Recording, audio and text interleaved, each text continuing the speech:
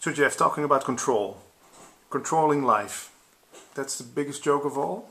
Life can't be controlled, or can it? Well, in order to control life, you'd have to be somehow separate from life. So the idea that you can control life, or even that you need to control life, comes out of this faulty assumption, really, that you are separate from life in the first place. So when that assumption of separation really is at the root of all these questions, you know. So when that is seen through, then the question just falls away. Am I in control? Can I control? Do I need to control? It all becomes irrelevant because there is just life, you know. Nobody at the steering wheel. No. Sorry. Just happening. Yeah. Okay. Love. That's a big thing in people's lives, and especially unconditional love. That's ultimately, I think, what everybody longs for, or what you are and you want to recognize, or you are recognizing in everything. You write, unconditional love is meeting someone without hope, without expectation, without the mind stuff, just meeting. Yeah, you know, and that meeting is really all that's ever happening. We're always meeting each other without our story, you see. No, in a way. So right now, you know, so there's the story of Jeff appearing, there's the story of Patrick, but these are just stories appearing in this, you know, this which is beyond all stories.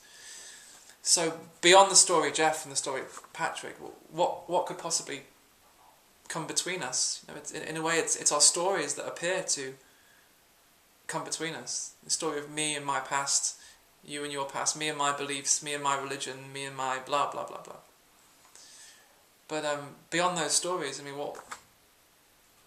what is there that could possibly come between us? You'll never actually find anything that could possibly come between you apart from a thought.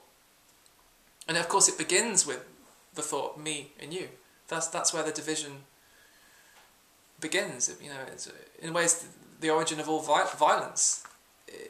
It's right here with me and you. You know? But then,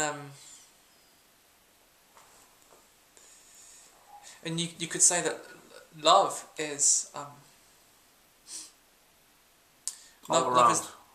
Love is all around. Love is all around. Yeah. Love is all there is, because love is the falling away of me and you. So it's not actually that me and you fall in love. Like, me and you don't fall in love. What happens in love, in what we call love, is the me and you, that which apparently separates us, falls away, and all that's left is love beyond the concept of love. This is the thing. I mean, you can't put it into words. I mean, so that's why we call it, you know, we call it falling in love, because it is a falling in a way. It's a falling away of. It's the complete paradox in a way, isn't it? It's the falling in love is the falling away of the two people who could be in love. So all that's left is just the mystery of it and just the wonder of it. Yeah. And it's only then that the thought comes back in, the mind comes back in and says, I love you. I, a separate person, love you, a separate person. That's not actually what happened. That didn't happen. No. Again, you'll never you'll never find that. You never actually find two things. You see. But the mind comes in a way. It tries to possess love. It tries to own love.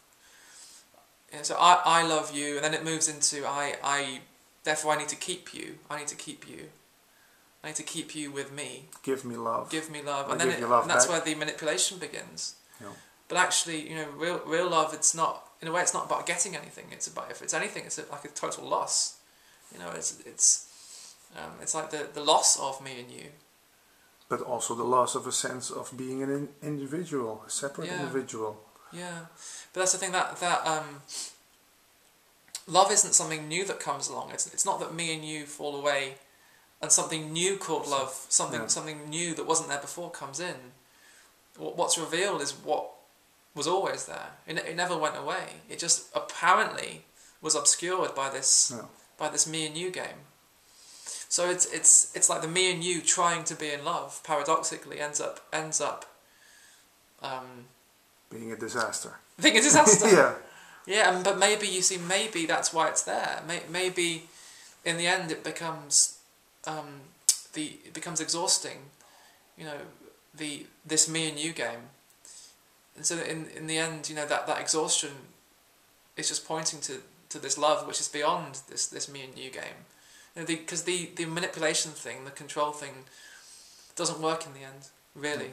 You know, and even if you could possess someone totally, if you could manipulate them totally, if you could have them, you could control them so much they looked exactly the way you wanted them to look, they behaved exactly the way you wanted them to behave.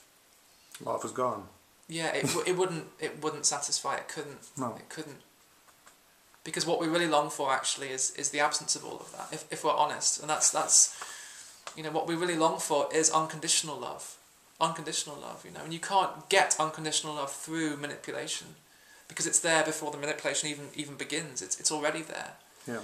But again, the mind can't grasp it. You see, the mind can grasp a person, and it can try and hold on to a person. Try to change a person. It can try. Yeah, that's easy for the mind. It can do that, or at least it thinks it can do that. So, But love is deadly. You know, unconditional love is deadly to that seeker. I mean, it's just a form of seeking. You know, conditional love is a form of seeking. and we all long for it.